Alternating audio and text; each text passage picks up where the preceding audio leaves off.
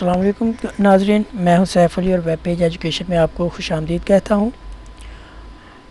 मैं सुहेल अफजल की बुक जो कि आईकॉम पार्ट 1 की है, उसका chapter number 6 bill of exchange, उसकी प्रॉब्लम नंबर 4 सॉल्व करने लगा हूं। क्वेश्चन है, A sold goods to B for ₹4,500 on credit on 1st January 2005. A drew a bill on B for ₹4,500 on the same date at 3 months. On 2nd of January 2005, A sent the bill to the bank for collection. On the due date, B met his acceptance and bank received ₹20 as collection charges. Requirement में वो हमसे कहता है, give journal entries in the books of A and bank. Question है, A sold goods to B for ₹4,500 on credit on 1st January 2005. A ने उधार पे चीज़ें बेची हैं B को, जिनकी मालियत है ₹4,500 1 जनवरी 2005 को। A drew a bill on B for ₹4,500 on the same date at 3 months. उसी तारीख पे ए ने बिल के ऊपर बी के ऊपर एक बिल ड्रॉ किया 3 माह के लिए ऑन 2nd of January 2 जनवरी 2005 को। A sent the bill to the bank for collection. A ने बिल बैंक को दे दिया कलेक्शन के लिए। On the due date B met his acceptance and bank receive ₹20 as collection charges. जब उसकी ड्यू डेट आई, बी ने अपनी एक्सेप्टेंस मीट कर दी, यानी कि बिल के पैसे अदा कर दिए। बैंक ने ₹20 कलेक्शन चार्जेस के डिडक्ट किए।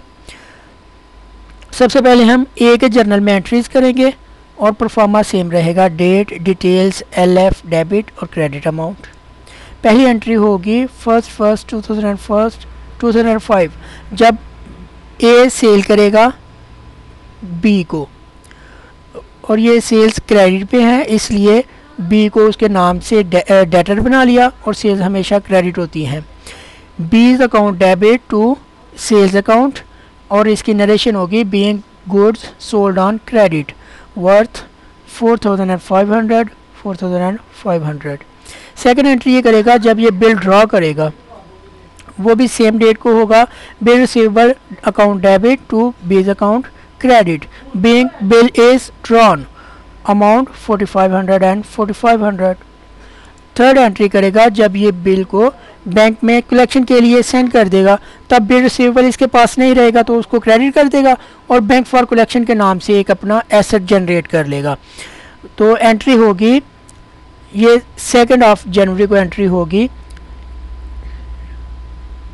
Bank for collection account debit to bill receivable account, और इसकी नरेशन आएगी being bill sent for collection, amount same रहेगी 4,500 एंड 4,500।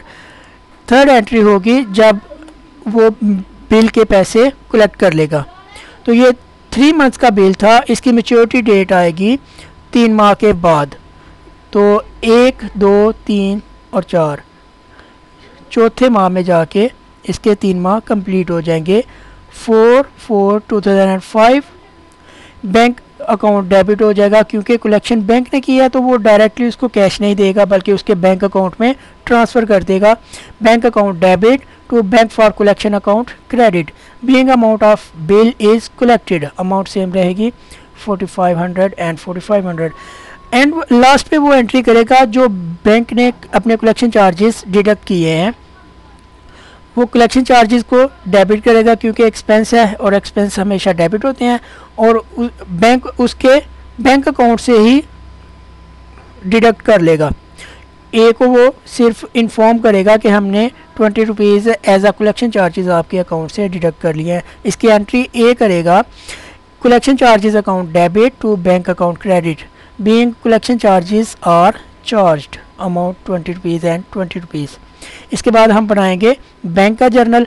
बैंक इसकी सिर्फ 2 एंट्रीज करेगा, जब ये कैश रिसीव करेगा और ए के अकाउंट में ट्रांसफ़र करेगा तब ये कर देगा cash account debit to A's account credit being amount of bill is collected, rupees 4500 and 4500।